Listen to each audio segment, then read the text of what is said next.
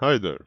So some people on Discord and YouTube asked me about making some guides on how to play Gates of Hell against other players. Since the release of Gates of Hell, a lot of new players will join our small community of Man of War games, and it seems like a guide or another will help most of them. Gates of Hell is not an RTS like Command & Conquer or Company of Heroes, it plays very differently from all other RTS games. So in the following guide I will just explain to you the absolute basics of playing Gates of Hell in PvP multiplayer and how to not get totally destroyed right away by 2k hours Man of War veterans. So starting off this guide we should take a look first at the user interface. So a standard settings game will give you 3k manpower, the yellow numbers, 100 special points displayed with the white numbers and 100 KP displayed with the green numbers. The manpower will start with 200 and fill up throughout the game till it reaches 3k. After hitting the 3k limit you still get some MP but really slowly. With these MP you will buy the regular units like the basic infantry squads, light tanks and stuff. The special points, called DP, are used to get the doctrine specific units like the King Tiger if you pick the German battle group. Keep in mind that these points won't fill up again, so you gotta plan on which unit you will spend them. The KP indicates your army size. Each unit needs a different amount of KP. If the KP reach maximum, you will not be able to get any new units till you either lose units or raise your KP limit. As the battle progresses, your KP limit will increase. This happens when the next battle phase is reached. The phases of the battle change when you hear that noise. You can also check when the phase will change by checking how long it takes to get the next tier of special units. If you reach the last phase and your KP are maxed out but still full, you also can get an officer. He will provide minus 20 KP, which means you will be able to get more units. Also, the officer owns binoculars, which you can use to spot enemy hidden units. But in the current state, in my opinion, officers have a very short range and also cannot drop ammo like in Man of War, so I almost never use them. Okay, that's it for the UI and the basic information and everything you need to know on resources and stuff. Let's dive into our first match. Before the game starts, you will have a 15 seconds preparation phase. Use this phase to communicate to your team who goes where, so not all players end up in the same capture zone.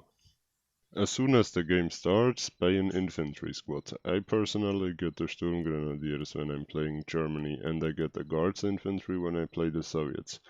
But you can also go with the regular infantry squads or something you want, just don't get the cheapest one. They have very low capping power, so just ignore them at the start of the game since it's very important to capture zone at the start. Let your first squad run into the middle of the front line, right flank, middle or left flank, doesn't matter, just as far as possible.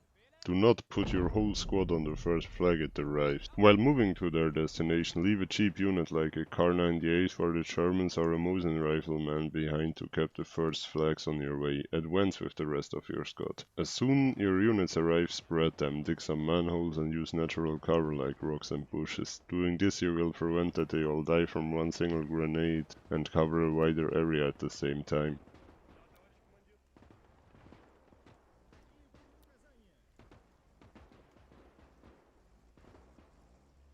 A lot of players like to enter the game with a light vehicle like a 221 or a BA-64. To protect your units from early vehicles, make sure you buy either rifle grenadiers or an AT team as soon as you can. I always make it my second unit right after I buy the entry squad. You should go with rifle grenadiers as Germans and AT team as Soviets. The German AT team has no AT rifle, so the rifle grenadier using heat round is the better way to go. The Russian AT team owns one Panzerschreck and one PTRS AT rifle, so you should get these rather than the grenadiers while playing Soviets.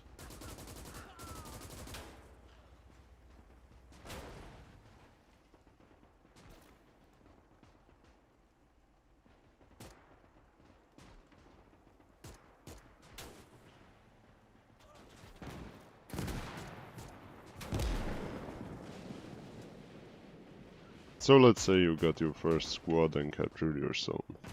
Now buy more units and send them in to build a small defense. If you got enough resources and time, get some miners, engineers, or simply another squad which digs some manholes. Depending on how effective your defense is built, a couple soldiers with maybe 1 or 2 MGs will be able to defend your position. A solid defense will give you more time and focus to spend on your next attack and other actions.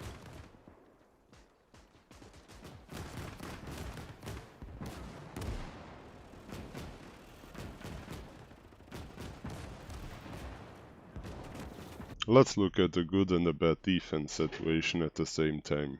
As you see, whilst our team is holding almost the whole front line with spread units, the enemy just focuses on single spots at the capture zones. That's where I will use the slack in defense to just crawl around their defense with one squad as well with one AT team. While this guy has been distracted by just a couple soldiers facing him, I will sneak behind him and capture a flag behind him. And having your soldiers surrounded by the enemies is the last thing you want to happen.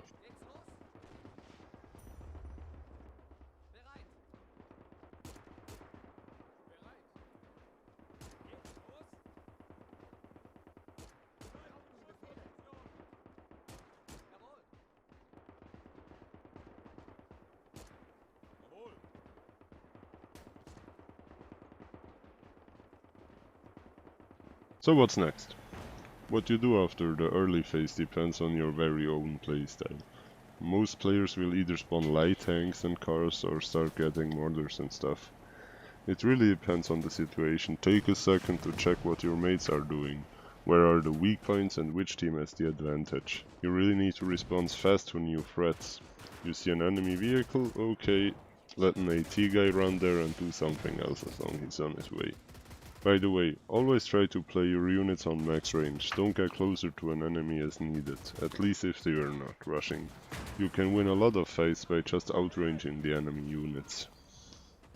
Do not simply spam and waste units, try to spend as less MP as you can. The more MP you save, the better units you will be able to order later in the game. Also, do not only go for the heaviest units, especially when it comes to the special units like IS-2 and stuff.